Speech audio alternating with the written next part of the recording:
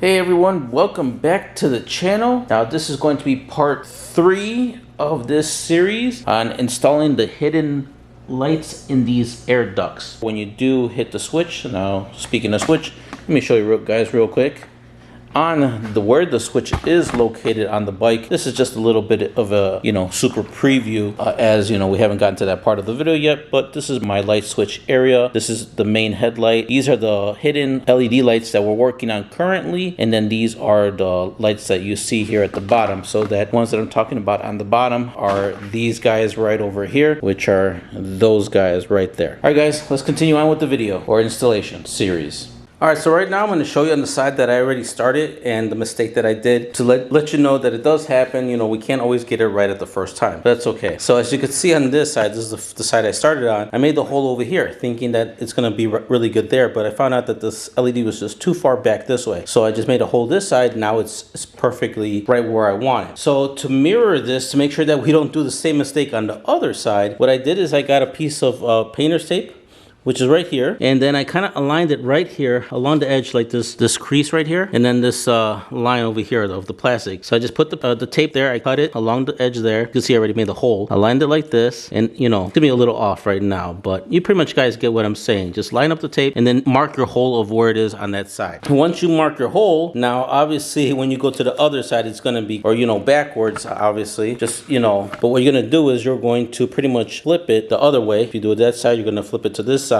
you would make your hole. So as you can see, I did the tape. So then on this side, I just flipped it over. I know this part is a sticky side, and then lined it up over here, with the tape, and then lined it up with the edge there, and I made my hole. As you can see, I already did that part, and that's how that part became the exact mirror of the other side. So just a little small trick for you guys as well. That way you don't keep on making a whole bunch of holes trying to line it up and thinking that it's off, or maybe it's not the right position or whatnot. Okay, so now let me show you what to do in case you did make a mistake hole like I did, on how to cover that. So we're gonna go ahead, I'm gonna remove the bolt and pretty much drop down the light, and then I'll show you how to cover up this hole. All right, I already removed it. This is the one that we're gonna be using. This one's the mistake hole, which mistakes happen. All right, so now to cover up this hole so it's not like that, you're gonna get a piece of painter's tape, and we're gonna go on the inside, and we're going to cover that hole. Now don't worry guys, I'm not going to use tape to cover the hole. Right now we're just making a surface because we're actually going to be using some shoe goo, epoxy, and we're going to cover it with the shoe goo. Once the shoe goo is set and dry, then we're going to go ahead and remove the painter's tape, and that hole is going to be completely sealed. So here is the shoe goo that I'll be using. It's going to be the black color, and then we're just going to put a little dab on there. You just want to make sure that the hole is covered. It looks pretty good right there, actually.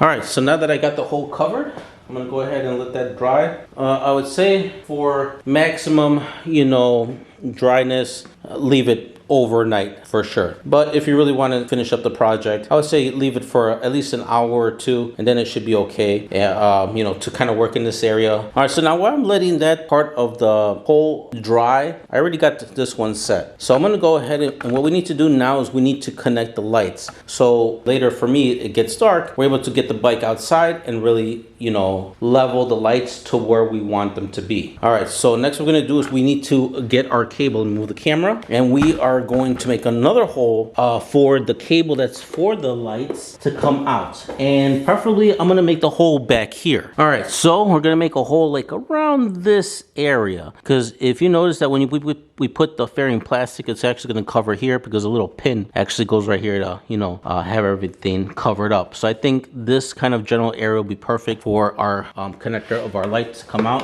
So let me grab the connector so you guys could see it. And I've already cut the zip tie that was holding all the wires. So we're gonna have to make a hole kind of whopping big to get this cable out. Or if we can, maybe we don't have to make it that large. We could probably get away with making like a half, like a little half circle, just enough for this cable, to kind of pull, protrude through. So maybe that would be a better idea. Actually, we're gonna just make a like a little half circle right there, just to get the cable to come out right there. And then we're gonna have to obviously, get this cabling. Let's see, we're gonna have to think about something, but let me go ahead and do that. We may have to just kind of hide the cabling underneath the tank or whatnot. But let me go ahead and do do that, and then I'll actually show you on how I did it and what I did to kind of make everything nice and neat. Now the reason we actually have to do this before I actually do all this stuff is we need to get to our battery, which is here in the back, and we need to power up the system. Figured I'd just go mobile real quick with you guys. All right, so here is the big honking wiring system for this kit. As you can see, it looks like a lot of wire just because we do need enough wire to reach the lights, which these are the ports for the auxiliary lights, and then also to reach wherever we're gonna get power. This could be used as a switch where you could actually use your factory high beam switch or whatever or whatnot. But I'm gonna see where I'm gonna connect these two to gain access, because you don't want to plug this in straight to the battery. And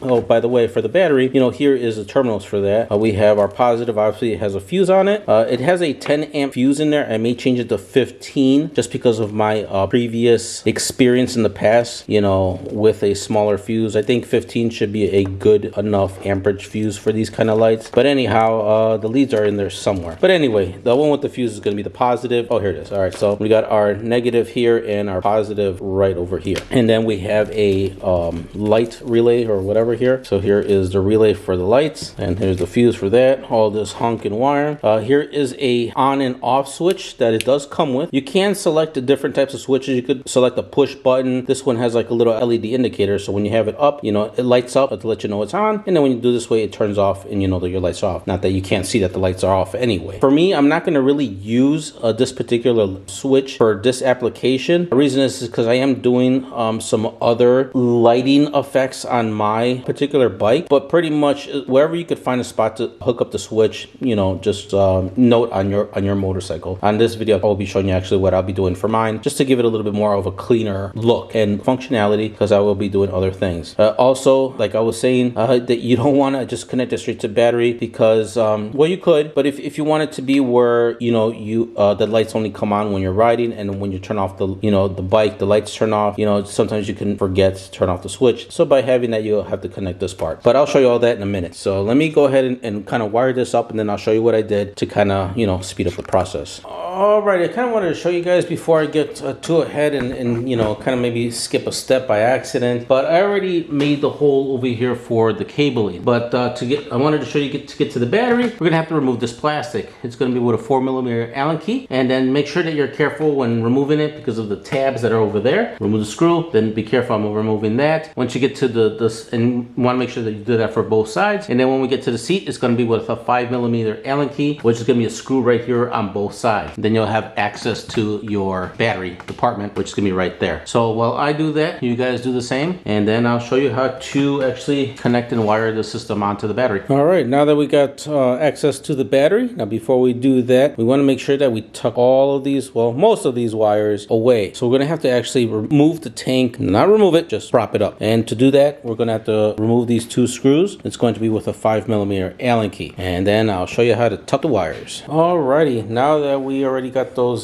screws already removed, now we could go ahead and lift up our tank. You don't have to worry about the tank falling over when you lift it, because there's just screws in the back that are still in place. Just going to go ahead and just lift it up like this, and then look for something that you could put underneath it to kind of hold it up. I don't have the prop guard, or if I do, I totally forgot where I put it. But if you know where your prop guard is, you can just go ahead and stick it in the hole, and then put the rod into the center triple tree stem right there. I don't know where mine is. I'm going to use a paper towel. Just going to go ahead and put it right up in here. Just make sure that you're careful where the wires and stuff like that, and that's just going to kind of hold it up there, just like that. All right, so now with the gas tank up, now we're able to kind of get our cables, tucked under through the frame and everything, and getting it towards the back of the bike, towards the battery. I'm going to go ahead and kind of look around the engine area. You guys do the same. I'm going to wire it, put the cables through the frame and everything. Then I'll show you how I did it, so you guys could kind of do it similar. Alrighty guys, that's going to do it for this portion of the video. So stay tuned for the next video. It should be coming out shortly, pretty much every Saturday or Sunday. It'll be a good time to post. If you guys haven't yet, don't forget to subscribe, hit that notification bell. And if you guys have any questions, leave them down in the comments down below over here. And for any of and all of the tools and equipment that I've used and products will be also listed down in the description below of this video for those parts. Alright guys, take care, and I'll catch you guys on the next installation.